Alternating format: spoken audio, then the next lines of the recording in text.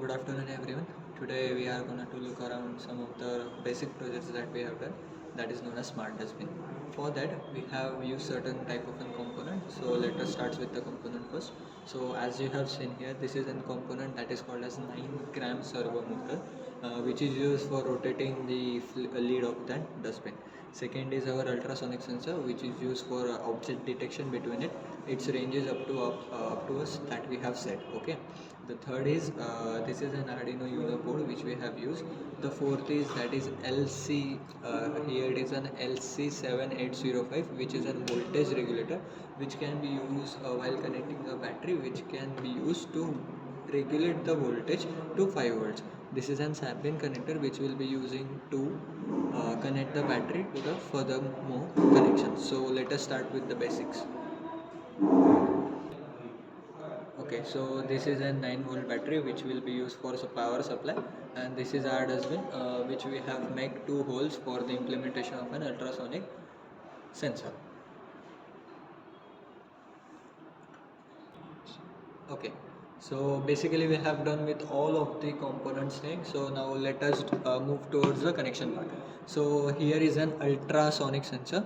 So an ultrasonic sensor, there are total 4 pins, that is ground, echo, trigger and VCC.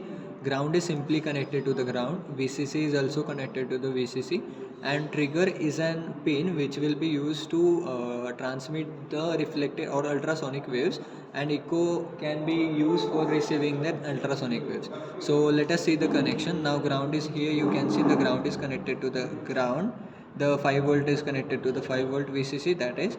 After that our this pin is connected to the 7th, and one of the pin is, that is echo pin, is connected to the 5. All of this connection will be making out in the setup process of an code. So further moving out to an LC7805, we have done short circuiting for the voltage regulation.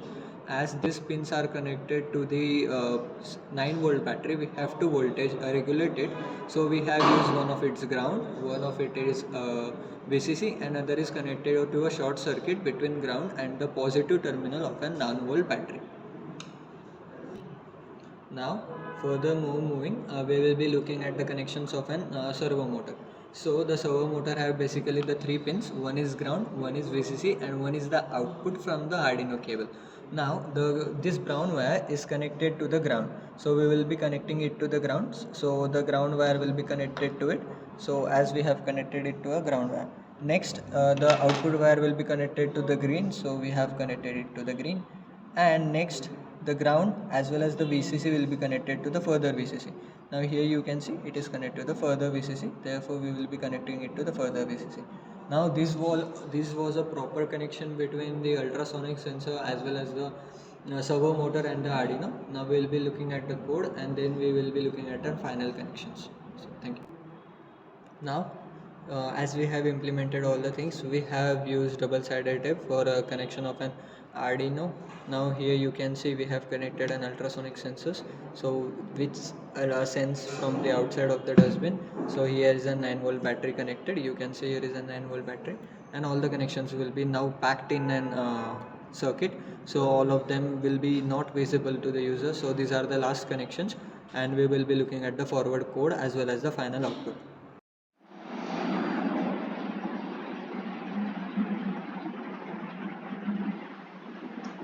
So here is the code implementation as follows. First, we have included the servo dot gauge library. This is for controlling the servo motor operation. Then we have declaring the instance of the servo class, that is servo. Then this trick pin, echo pin, and servo pin we have declared. These are the connections of the ultrasonic sensor. We have connected this trick pin to the pin number 5 of Arduino, echo pin to the 6, and servo pin to the 7. Then we have declared some variable which we will require for the further code, like duration, distance, and average. And we have declared one AVR array to store the average distance. Next is the void setup. Basically, this function is to initialize the task. First one is the serial begin. It initializes the communication. Next, we have attached the servo pin using the servo dot attach function. Next, we have set the trick pin as the output pin and echo pin as the input pin. Then servo dot write means servo moves to the 0 degree, and after we have provided the delay of 100 millisecond. Next, there is the void measure function, which is used to measure the distance from the ultrasonic sensor.